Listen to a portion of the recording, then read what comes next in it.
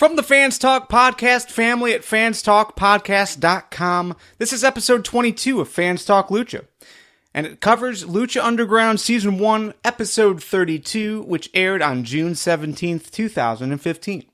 My name is Garvin, and with us, as always, is my wife. Say hello, wife. Hello, wife. If you enjoyed this episode and you want to hear more, you can find us at fanstalklucha.com. And if you really like this episode and want to see the series continue, why not drop a few dollars our way over on Patreon? It's patreon.com/fanstalk.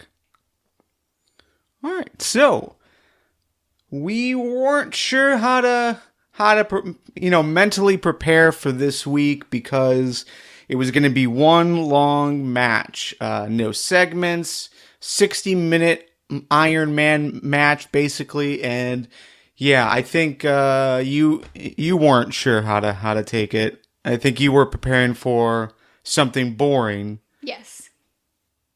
So let's start there. Was it boring? No, but where was Iron Man? No, an Iron Man match. Explain that to me. So that's just what the match is called. It's called an Iron Man match because you have to be made of iron to last the full 60 minutes, I would imagine. Oh, okay. It's some old term. That's what they call it in wrestling. Well, it was more exciting than I expected it to be. I usually can't stand those long, drawn-out matches where they've got a counter going. Usually what happens is I fall asleep sitting up, and then I kind of wake up in the middle, and I'm very confused. This one I started out playing Criminal Case on my phone, which is a little shameful, but I quickly saw that there was more going on in the ring than I was used to seeing in a long 40-minute, 60-minute match, whatever this was, and I was impressed. There was enough going on to keep me interested. It wasn't all in the ring. It wasn't all outside of the ring. There was a different mix of styles going on. They even had a band break in the middle. I thought that was nice. Yeah, I won't deny the fact that I made sure I was stocked up on Boom Beach once or twice during the match. So I thought it was pretty solid. I think there's a lot of people on Twitter and Facebook calling this a match of the year candidate. One of the better matches of that we've seen, especially in Lucha Underground. And I don't know if I necessarily agree with that much of the the praise that they're getting. It was a good match. So let's start with that. I think it was a very good match. I like the story that was being told. I like the major tease that Johnny Mundo was going to win. He definitely got over on Puma quite a few times and really looked impressive. Overall, if you look at Johnny Mundo's career, even before he came into Lucha Underground, one of his major criticisms, at least on the Fans Talk Pro Wrestling podcast, is that he never really looked like he was in a fight. It always just looked like a choreographed performance. It was a guy just kind of flying around, and everything looked planned and in place exactly where it needed to be. It didn't feel real. He's definitely improved on that. I felt like this was more like a fight. You still have some aspects of that where, it doesn't feel completely real, but for sure, I think he's improved a whole lot. Well, I can't speak to that, not knowing much about him, but I did enjoy watching him more today than I generally do. One of my complaints with the Mundo character is the announcers keep going on about his parkour moves. Yeah. And I learned about parkour when I was a teenager, and my brother decided he was going to do it, only he called it freestyle walking. And in my head, parkour is someone walking like an idiot and then landing in someone's bushes and getting a scar on his backside that looks like a plus sign. Yeah. No real talent involved. So then I got older and I saw real parkour, which is people flying through the sky and doing these impossible cat moves. And Johnny Mundo, to me, falls somewhere in between. So some he's of the not moves where they say, "Ooh, a parkour move." He was on the ladder, leaning on one wall, and then he pushed off and leaned on another. Well, I've seen our neighbors do that, putting up Christmas lights. That's not parkour. That's Ohio. Yeah, that's not parkour. I think they tried to make a bigger deal out of what he's doing than is necessary, but it's like it's a character trait they keep trying to shoehorn into the commentary. But I would be more impressed if they didn't call it something fancy, if they just let it be him being him. That's a good way to put it. I'm with you on a lot of the things that they say.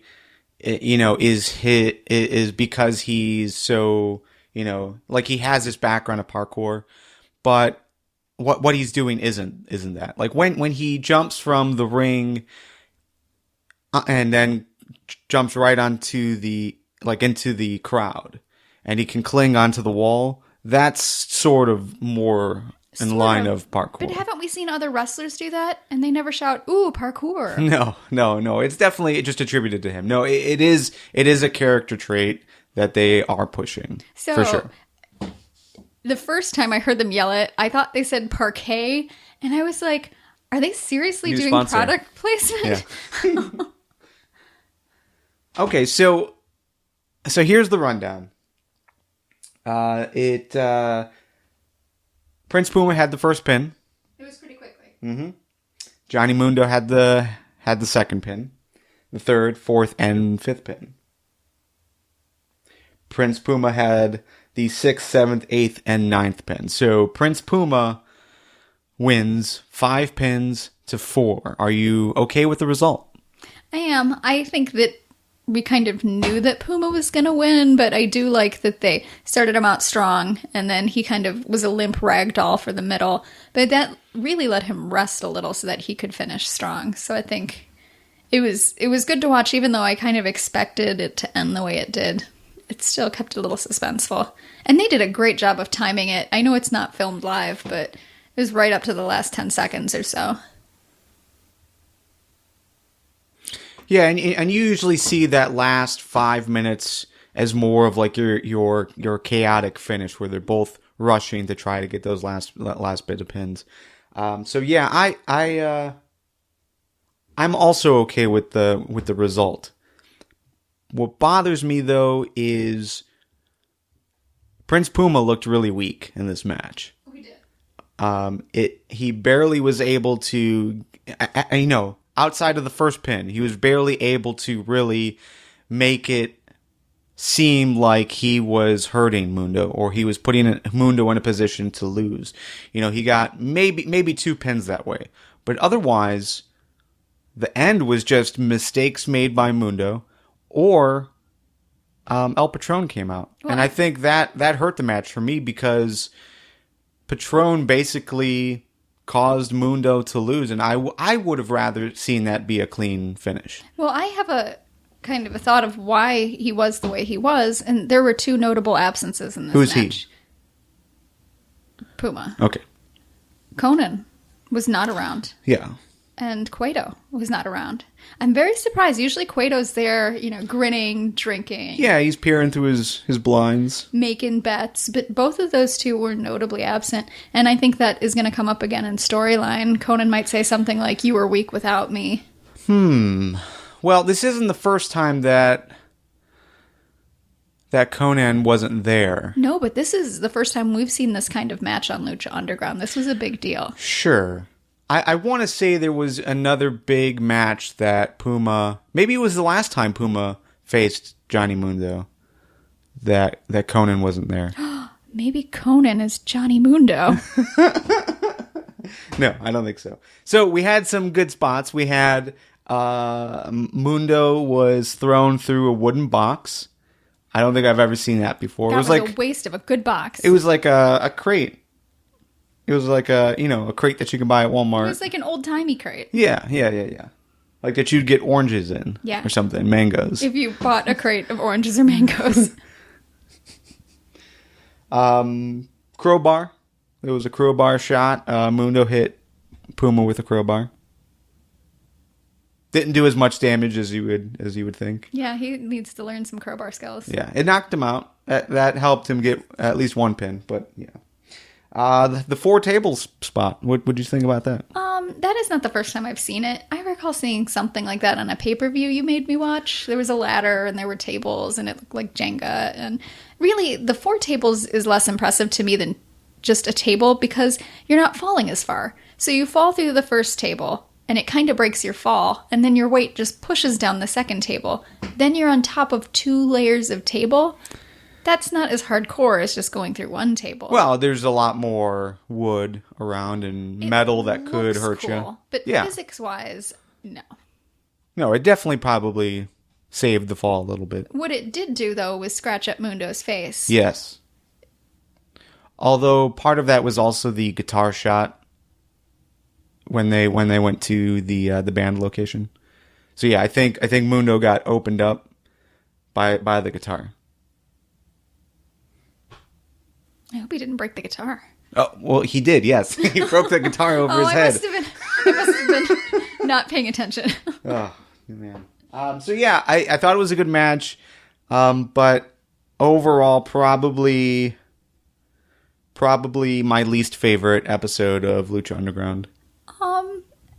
I would agree that it's my least favorite episode, not because the match was bad. It was a great match, but you could have taken all the great elements from that match and taken out the not great and still shoehorned in a segment or 2. Yeah, and, also Stryker and Vampiro, I thought did a great job as far as, it was like a crescendo of emotion, especially in the last 10-15 minutes, so... Yeah, they did a good job. This was, I think, more what I'm used to seeing when I go see, a WWE pay-per-view. So it wasn't the sort of thing I associate with Lucha Underground, but it was a good match and they did a good job. It was better than I expected. Okay. Well, I think this is going to be a short episode because there wasn't really much to talk about. But now we know that Puma is going to face Drago at Ultima Lucha. Still no date set for that as far as has been announced on TV. I really haven't read anything, so maybe that's the final episode. I know there's some rumors about that.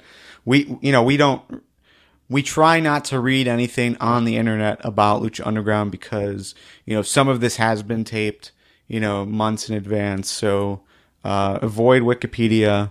Yeah, and we always watch after the show airs, so there's always the risk that we're going to see a spoiler. Man. Yeah, Twitter is awful at times. I try to keep my eyes half closed and scroll by really fast when I see the little red icon. And really, it's Lucha Underground's Twitter that is the worst because they will share animated GIFs of all the cool They're live stuff. tweeting the whole time. So, all right, well, what was your win of the week?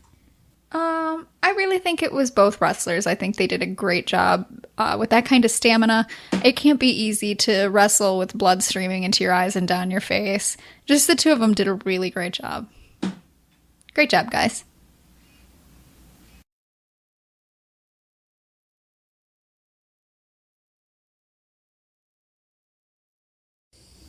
I really don't have a win. I can't think of anything above and beyond anything else. Who's the negative one now? I'm not being negative. I just, I don't know. It just didn't do it for me. Okay. Fail. What was your fail of the week? I feel like you're putting me on the spot now.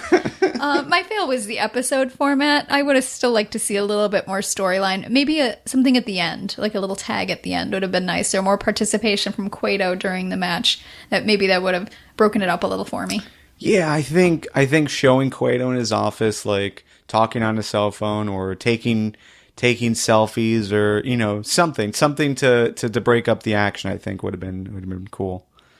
Or showing wrestlers watching from the back. It just I don't know. Yeah, that would have been nice. Make it more of a community thing. Yeah, it just felt kind of odd. I don't know for Lucha Underground.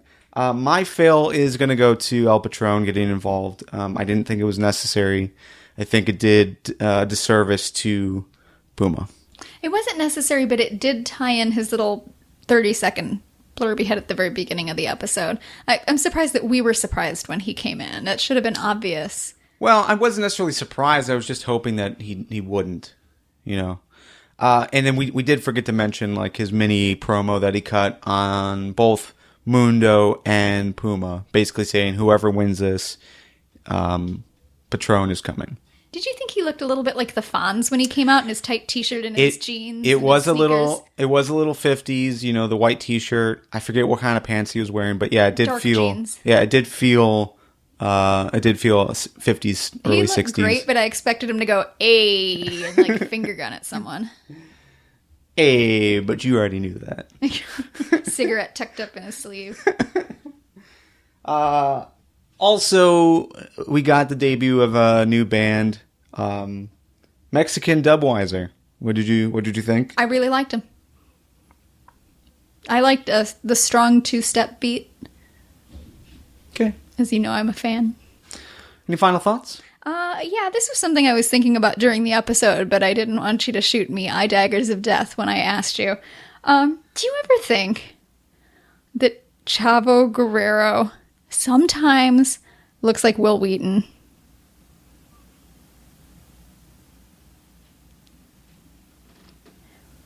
No. Never? Really? No.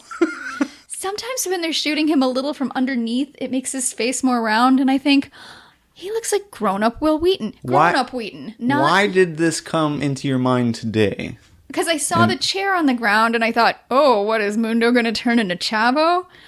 You know, Chavo kind of looks like Will Wheaton. And that's the whole thought process. All right, so my final thought is just to let you guys know, we did update the Twitter handle. You can now find us at Fans Talk Podcast. That does cover all 4 series that we do. So Fans Talk Lucha, Fans Talk TNA, Fans Talk Pro Wrestling, and everything else that we've got in the pipeline.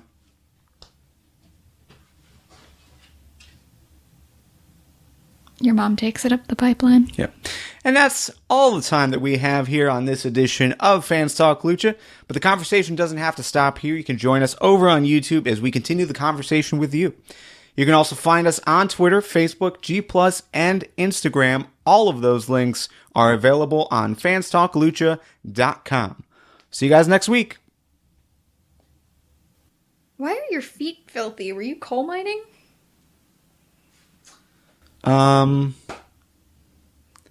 It's flip-flops. Oh my god. But I think it's because it's like black flip-flops and they're cheaper, so maybe it's just rubbing off. Because my feet are always like black underneath. It's the tops of them, though. Look. I don't know. You look like a matchstick boy.